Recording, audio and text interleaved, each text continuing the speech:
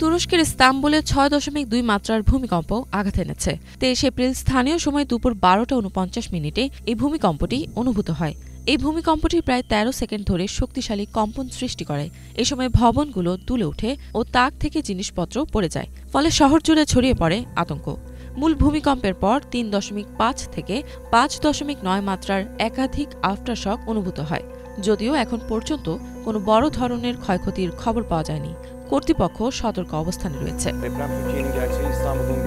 তুরস্কের দুর্যোগ ও জরুরি ব্যবস্থাপনা কর্তৃপক্ষ জানিয়েছে, ভূমিকম্পটির উৎপত্তি স্থল ছিল তুরস্কের ইস্তাম্বুল শহরের সিলিগুড়ি জেলায়। বর্তমানে ভূমিকম্পে প্রায় ৩৭৮টি ভবন ক্ষতিগ্রস্ত হওয়ার খবর পাওয়া গেছে। ৯টি বাড়ি উদ্ধার করার জন্য চিহ্নিত করা হয়েছে। তুরস্ক সরকার জানিয়েছে, আতঙ্ক ও হুড়োহুড়ির কারণে অন্তত ২৩৬ জন আহত হয়েছেন। অনেকে ভীত হয়ে উচ্চ স্থান থেকে লাফিয়ে পড়েছিলেন। বর্তমানে তাদের চিকিৎসা চলমান রয়েছে। এ সময় শত শত মানুষ পার্কে খোলা আকাশের নিচে অবস্থান করেন। অনেকেই ভয়ে ঘরে ফেরার সাহস পাননি। চারপাশে আতঙ্কের ছায়া যেন কাটছিলই না। ৪১ বছর বয়সী জেইনেব কারাতাস আল জাজিরাকে বলেন, তিনি তখন ৭ম তলায় ছিলেন, রান্না করার প্রস্তুতি নিচ্ছিলেন। হঠাৎ পুরো ভবন কাঁপতে শুরু করে। তিনি দেয়ালে চির ধরতে দেখেন, ফলে আর সময় নষ্ট করেননি। পোষা বিড়ালটিকে কোলে তুলে নিয়ে দৌড়ে পেরিয়ে যান। ভূমিকম্পটি হয়েছে তুরস্কের জাতীয় সার্বভৌমত্ব ও শিশু দিবসের দিনেই, ফলে দিনটির সব অনুষ্ঠানে ভাটা পড়ে।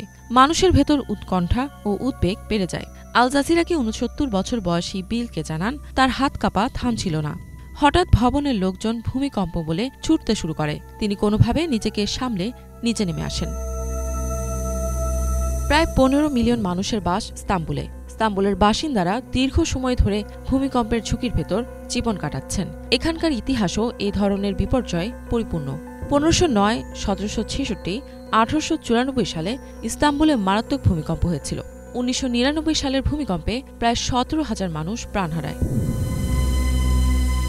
এখন পর্যন্ত মোট ১২৭টি আফটারশক অনুভূত হয়েছে। সবচেয়ে শক্তিশালীটির মাত্রা ছিল ৫.৯। যদিও ভবনের কোড আপডেট করা হয়েছে, তবুও ভয় এখনও রয়ে গেছে। গোখান নামে এক প্রবীণ ব্যক্তি জানান, রাতে ঘুমাতে তার ভীষণ ভয় লাগে। যদি আবার আফটারশক হয়, তিনি তো দ্রুত চলাফেরা করতে পারেন না। এদিকে সবাইকে সাবধানে থাকার অনুরোধ জানিয়েছে তুরস্কের প্রশাসন। আফটারশক যে কোনো মুহূর্তে আরও কয়েক ঘণ্টা বা কয়েকদিন অব্যাহত থাকতে পারে বলেও সতর্ক করা হয়েছে। তুরস্কের প্রেসিডেন্ট রিসেপ তাইপ এরদোয়ান বলেন, তারা পরিস্থিতি গভীরভাবে পর্যবেক্ষণ করছেন। সৌভাগ্যবশত এখনও পর্যন্ত কোনো উদ্বেগজনক ঘটনা ঘটেনি, বলেন এরদোয়ান। ইফাত জাহান, বাংলাভিশন।